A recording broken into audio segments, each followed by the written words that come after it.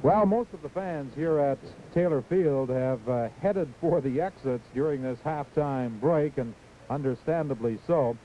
And they're out there to attempt to warm up, and I'm sure the coffee concession is doing a booming business this afternoon. All right, Don, and I think probably the most unusual statistic you'll see is in the top row there. When we look at first downs, Calgary has not picked up a first down as yet, and Saskatchewan has a total of 7. Saskatchewan has rushed for 107 yards to 19 for Calgary. In passing, it was 59 yards for Saskatchewan, 8 for Calgary. Team losses 25 for each club. So in total offense, 141 yards for Saskatchewan and net 2 yards for Calgary. That's very unusual. In passes, Saskatchewan has completed 2 out of 5, Calgary 2 out of 7. There have been no interceptions as yet. And Saskatchewan has punted 7 times for an average of 40. Calgary 9 times for an average of 33. And you can see the penalties: 1 for 10 for Saskatchewan, 1 for 15 for Calgary. The score is Saskatchewan 11, Calgary 9. And we'll continue with our halftime show right after this message.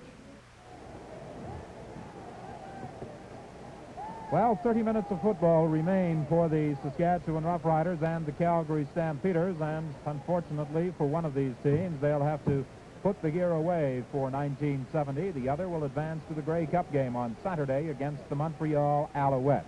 And CBC Television will be in attendance all next week in Toronto, bringing you Grey Cup Today, following the national news and local news on Wednesday, Thursday, and Friday evenings. Then on Saturday morning, it's the Grey Cup Parade at 9:30 Eastern Standard Time. Grey Cup preview at 11:30 Eastern Standard Time, to be followed, of course, by the big game featuring Montreal and either the Calgary Stampeders or Saskatchewan Roughriders. Calgary with the win, kicking off to start this second half, and the ball rolling into the end zone, and it rolls to the fence back there and through. And the Roughriders have it 1st and 10 at the 25.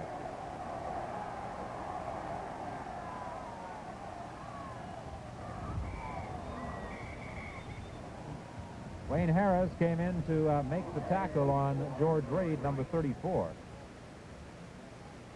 It was a gain of 1. It will be 2nd and 9. And for the Calgary Stampeders, it's 1st and 10 from the 47 of Saskatchewan.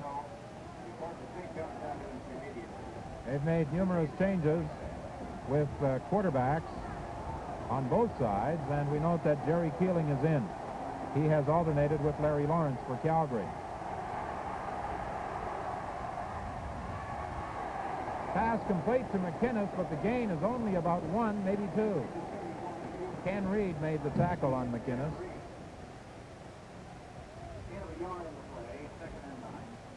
I think the Calgary Stampeder fans back in Calgary will be wondering why their team was not awarded with a 1 point on that opening kickoff of the second half.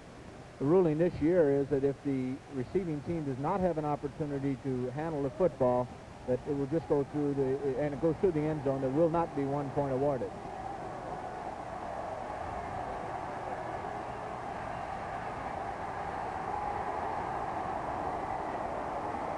Well, there's a broken play that's turning into a big gain for Calgary. Those Saskatchewan linemen may have been just a little anxious as they came bursting through.